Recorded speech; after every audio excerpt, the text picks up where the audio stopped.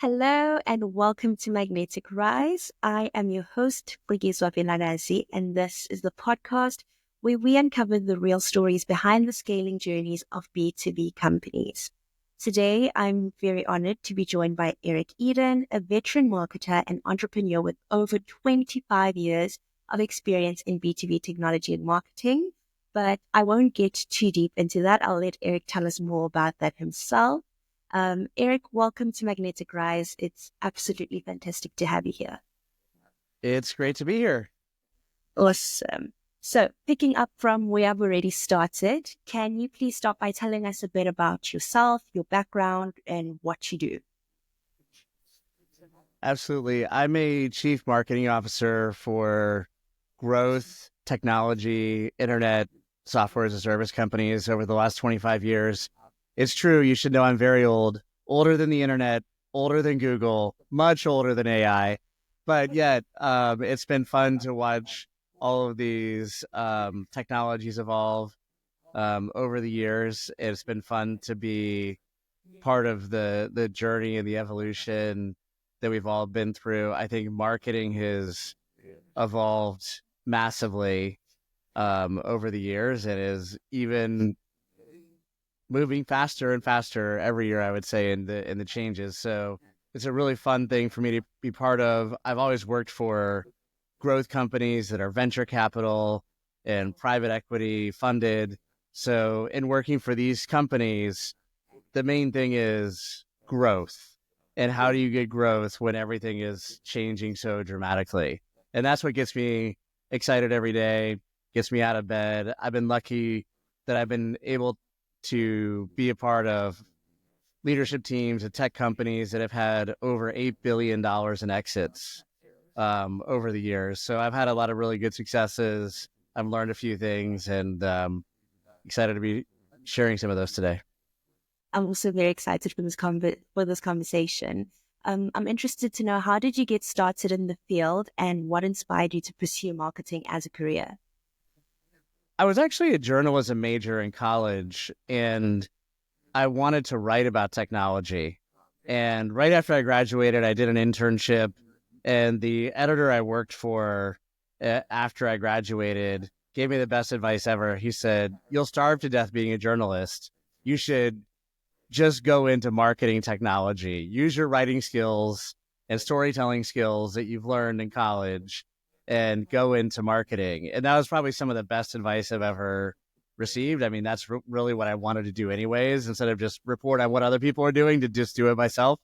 And ever since then, I've just sort of been on that journey. I worked my way up on the demand generation side of marketing. So driving impact through helping businesses grow. That's where I grew up, and I focused on high impact things, and that allowed me to sort of move up the marketing leadership roles pretty quickly in my career. So that's how it all started. Yeah, definitely. From your time at you started founding Workverse, what were some of the biggest lessons that you learned about how marketing can drive business growth? So I think that it's really about impact that you can have. The thing is that I've worked with some HR teams that wanted to grade employees, whether they were high impact, medium impact, and low impact for their company, for their team, and for their role. And I thought that was a really interesting way to frame it up, that not many companies I had worked with, had framed it. But really, what I've learned is that you want to be high impact. You certainly don't want to be low impact. And I'm not sure how I feel about being medium impact either. I think you want to be a high impact player for your company, your team, and in your role. And I think what that means is you deliver results, not updates, right? And that's something that I think has always worked for me, is being able to tie marketing investment to results. We invested $1 in marketing, we got $10 back for every dollar we spent. That's the sort of impact that CEOs, management teams, investors want to see. And so being curious about how to do that for your particular company in your industry is really what makes people successful. Yeah, definitely. I agree with you. I sort of have two questions. I want to go into discussing the future and the trends that we've got going on right now, especially that you're speaking about impact, the impact of marketing. So I want to start first by getting engaged from you. What are some of the trends that you see approaching now in 2024 and 2025 in the marketing space? I think a big thing that I've been thinking about all year long is just that what worked 5 years ago doesn't work today. So certain marketing channels that were tried and true that have driven massive results for me historically, the game has changed. And some people would harken back and say it was because of COVID. And I mean, yeah, maybe a little bit, but it's also just because um, the way people buy is changing. People like to research things online before even talking to a salesperson. It's also because new channels are emerging that are more appropriate for younger generations. Like a lot of the Gen Z and millennials, like they like to research things on TikTok and Instagram.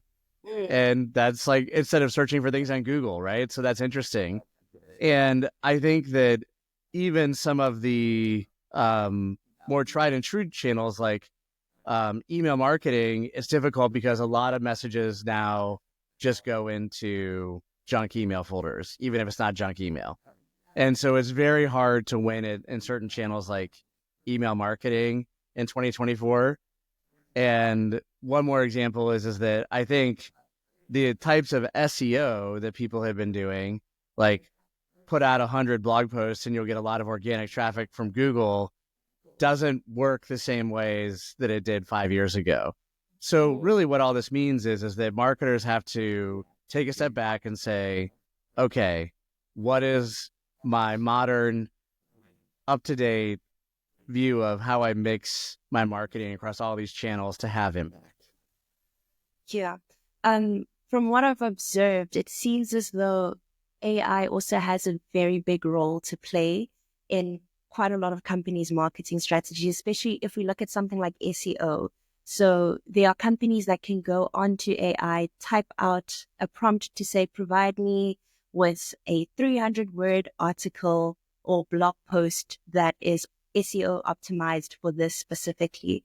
But with something like that, what then happens is 10,000 other companies can do it. So it doesn't have as great of an impact as it did back then when there was a real human sitting down, studying the market, the analytics, looking at it and making sure that everything worked the way that you would hope it did. Because now it's just a click of a button. Um, so then with that being said, what role do you think then AI is playing in marketing today? I think it's highly disruptive, more disruptive than people even believe. I mean, I use it every day. And at a high level, I think it makes me 5 times more productive. And so if you use the tools in the right ways, they don't just take over the things you do, but things that used to take me 2 weeks to do, I can do in 2 days using AI. And an example of this is I have my own podcast, and it takes me only 2 hours from start to finish to record, produce, edit, promote every episode. Whereas prior to using AI tools as part of podcasting, like that whole process, there were so many steps. It would take like 7 to 10 hours per episode easily. And it's just a lot of work. And the tools have come a long way so that you can now do multiple episodes a week if it takes 2 hours an episode instead of 10 hours an episode, as an example. And so that sort of efficiency, like that is, 5 times faster, goes across a lot of areas of marketing, including content marketing, but also like product marketing, coming up with messaging projects for companies. Like that would take me like a month, and now I can do it in like a week, helping companies with their go-to-market messaging. So I think when harnessed properly, a lot of these AI tools are going to have that productivity effect. And I think we're going to move in 2025 into people using agents, which will automate things even further because it can do multiple steps instead of just one step at a time, like it sort of has done with the chat. I think there's sort of a next generation of agents coming that can do 3 or 4 things, and you can combine multiple agents together. And I don't really see this as replacing jobs, because a lot of the jobs that I've had people on my marketing teams do over the years were very tedious data related jobs of loading files and cutting and pasting and replicating things over and over again. And no one loved those jobs. They all came to me and said, how long do I have to do this job for before I get to do something more strategic, right? And so I think AI is going to make people more strategic if they embrace the tools and they learn how to be a master of them. And it just is a different approach that people are going to have to take. And the final dynamic of this that I think is really interesting is that it's sort of like, I like to say, use the movie director analogy with AI, is we're all becoming movie directors, if you will.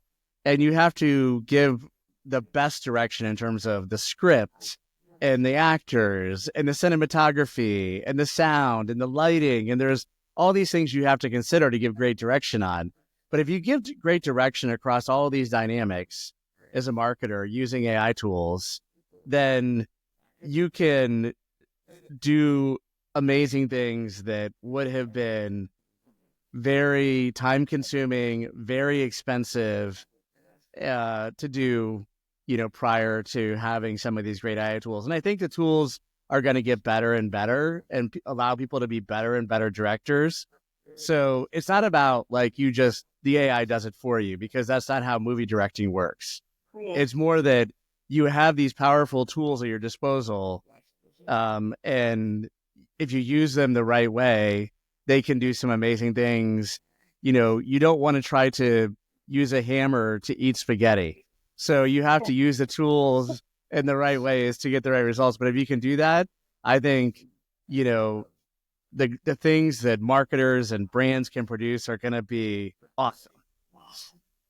Definitely very awesome. I myself am learning every single day something new I can do using AI that can make my day this much quicker. I mean, even drawing up a grocery list, I don't do that myself anymore. Yeah, I And mean, there's so many great use cases,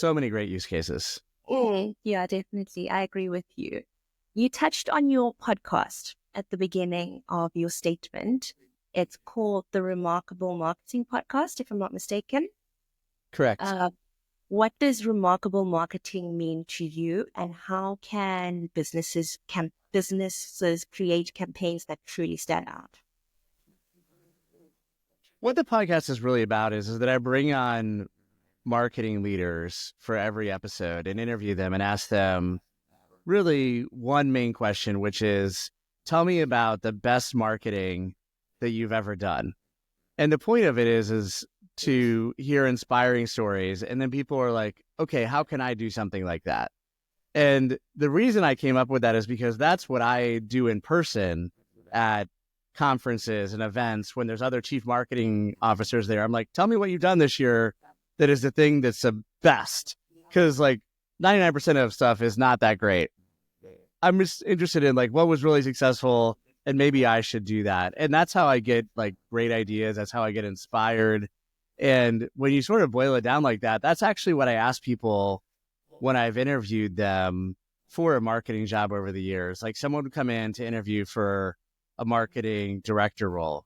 And I say, great, you have 7 years experience. You've been at these companies. I read what was on your resume. You were at this job for 3 years.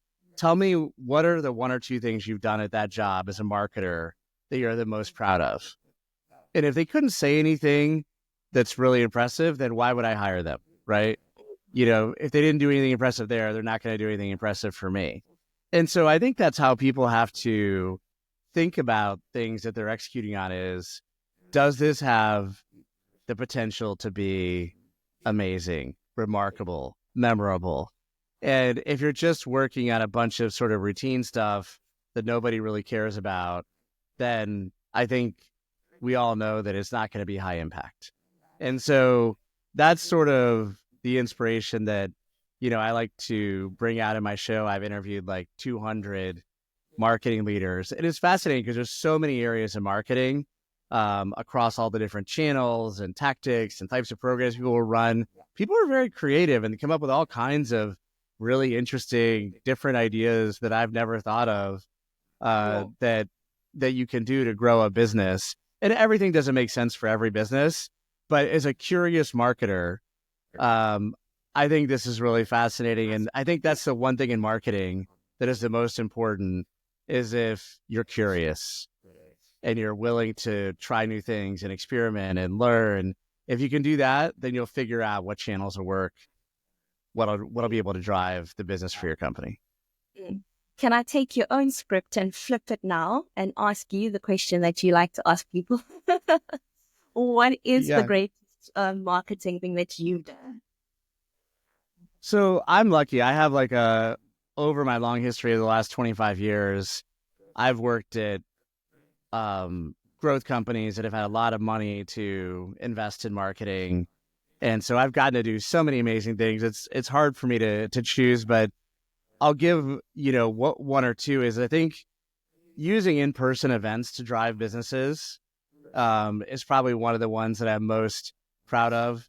At this one company that I was a marketing leader at for 10 years, we did a roadshow series where we bought people lunch in every city almost every major city across the US every year for 5 years in a row. So we would do 1,500 of these lunch events every year in different cities across the US and the world, really, like London, Australia, English-speaking countries.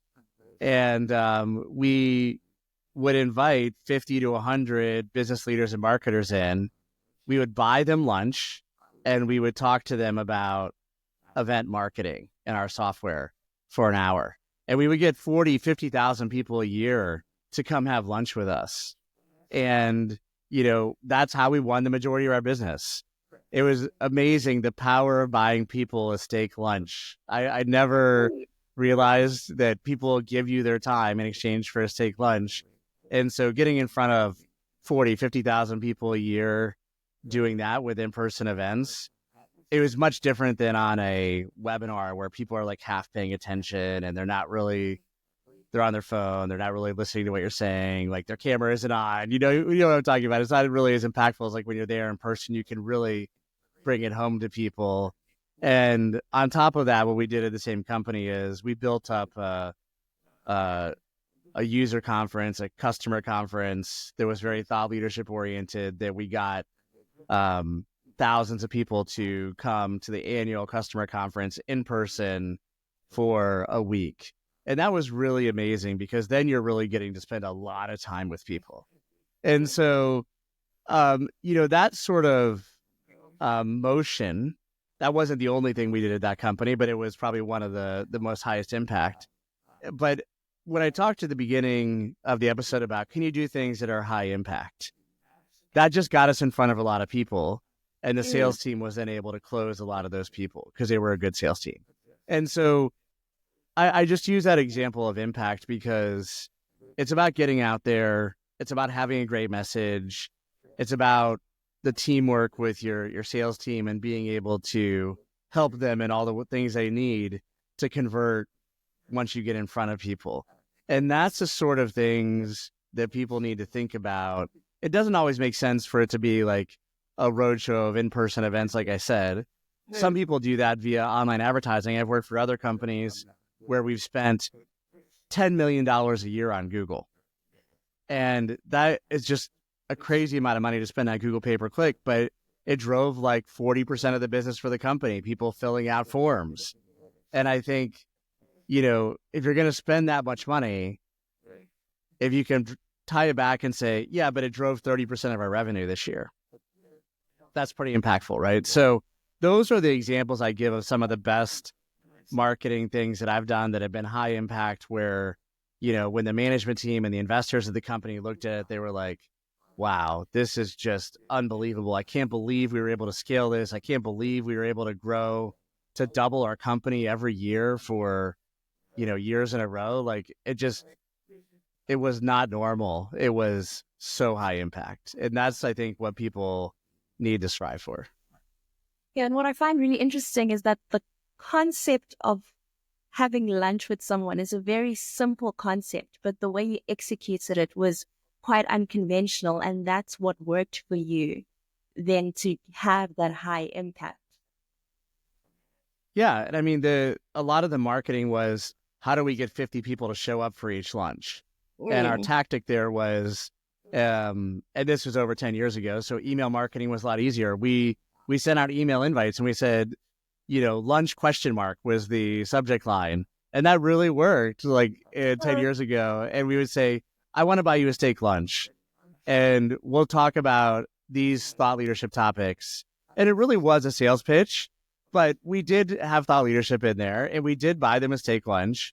And people were like, it's sort of like the timeshare thing of you go on a holiday at a hotel for free and they want to pitch you to buy a condo there. And you're like, I'm going to go, but I'm never going to buy the condo.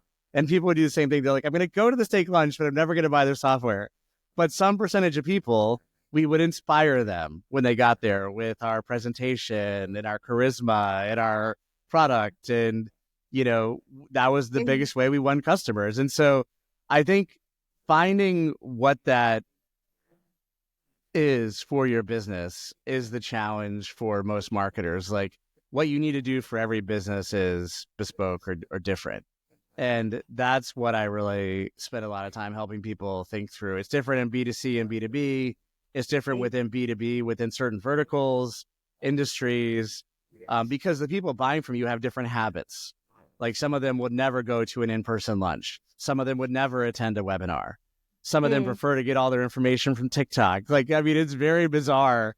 People's buying behaviors are very different across industries and verticals, and depending on their generation they're in and the type of job function they have. Like, selling to people who are technology leaders is very different than selling to marketers. It's an example, right? Yeah, definitely. For us to execute something like that, I would assume you needed quite a big budget. Obviously not at one go, but you needed to have access to it. For companies looking to make a big impression like that without the big budgets, what are some creative and cost-effective marketing strategies that you would recommend? A journey of 1,000 miles starts with the first step. So you start by testing it at smaller levels. We started testing just a very small number of these lunches, and we built a process. So we built a process that we could scale and that would convert. And so we did some initial lunches that failed. We had some lunches where nobody showed up, and that was pretty bad. That was not great. And then we were like, okay, why, and we said, maybe we need to pick a nicer restaurant. People are not going to go to a dump, and then it's like, okay, well, maybe we need to write the emails a little bit better. And then maybe we need to have a better presentation, during the event. And then we're like, and then we need to have better follow up with people afterwards. And, we just kept building the process, but we didn't start with 1,500 lunches a year. We started with something very small, 20. And we're like, let's just make a few of these successful, a couple of months. Let's try a couple of months to make these successful. And each lunch was $1,000 for 25 people. And so it wasn't a big bet. It wasn't a big cost to test it. And when it didn't work, we had some initial failures. We were like, okay, is this just not going to work? Or is there things we can do to make this work before we scale it? And there's all kinds of insane things, because we would ship the materials to the restaurant 2 days before the event. And sometimes the materials wouldn't get there in time because UPS messed it up. Cool. And so we learned, okay, we need to send it a week in advance. And that sounds like a really weird thing, but there's probably 100 details like that for each of the lunches that we had to build a process. If we didn't build it, then we wouldn't get the conversion. And so if you start small and experiment and build the process, then that'll scale. Then it will really make sense. And actually, the most interesting thing is that the CEO of that company did all of the lunches initially, all like the first 20 lunches. And then once he figured it out and once we built the process, then he trained different salespeople to go and do the lunches. So obviously he couldn't do 1,500 lunches a year himself. And Yeah. so he hired a huge sales team of like 50 people who would travel around the country and the world giving these presentations. But it started by very small experiment, build the process, test the process. Once you get it working, figure out the ways to scale it, like bring in other people, like salespeople who can go to the lunches and do just as good of a job selling it. And so that's really what you need to do, even if it's not lunches. The same thing for like online advertising campaigns with like Google or LinkedIn or TikTok is you start small and you prove it and you're like, okay, this doesn't work or it does work. And if it doesn't work, how can we try to fix it? And then you step it up. You step it up. You step it up. Like that's the way that the best marketers have done it. You don't go and ask for a $10 million marketing budget to start. You're like, literally, give me $10,000 and let me see if I can make that work. And then you make that work. And I'll just end this by saying, companies I've been at, when I've successfully done this and I've started very small and stepped it up, what happens is when you treat marketing like an investment, the people on the management team start to come to you and they start to say, if I give you another $1 million, can you deliver the same conversion rate with this $1 million on the past $1 million that you spent? And if you can, I like that conversion rate and the return on investment. I will give you another $1 million because I want to grow my business. And I was like, yes, I can do that. And sometimes I was like, I had to think for a minute, like, okay, well, like, I don't know exactly how I'm going to do that, but I'm going to figure it out. And that's what it's about being curious is like, you have to be willing to be brave as a marketer. And you have to be curious and like, because you can't just keep pouring all the money into one tactic. You do have to go across 5, 10 channels and you have to figure out how to scale all of those channels. And that's when it gets like more complex. The things you need to do in every channel are different, but that's the sort of dream, living the dream scenario. Yeah, and I absolutely love that because that is the true essence of scaling. It's starting off small and then building bit by bit by bit and making sure you can just manage it as you grow so that it's sustainable. Yeah. Absolutely. That's the Yeah. key. Eric, thank you so much for joining us today. Unfortunately, we have run out of time. Your insights into the evolution of marketing, the role of AI, everything have been incredibly valuable. And I'm very sure that our listeners are walking away with actionable ideas and fresh perspectives, which is what everyone needs right now. But before we close, where can people find you and connect with Workverse or your podcast or anything like that? Yeah, I encourage people to check out my current startup, workverse.com, and they can connect with me there. I'm happy to offer a complimentary subscription to any of your subscribers who reach out to me there. So thank you so much for having me. Really appreciate it. Awesome. Thank you, Eric. And that's all for this episode of Magnetic Rise. Don't forget to subscribe, share this episode, and tune in next time for more inspiring conversations with leaders and innovators in the B2B space. Until next time, keep rising and marketing with purpose.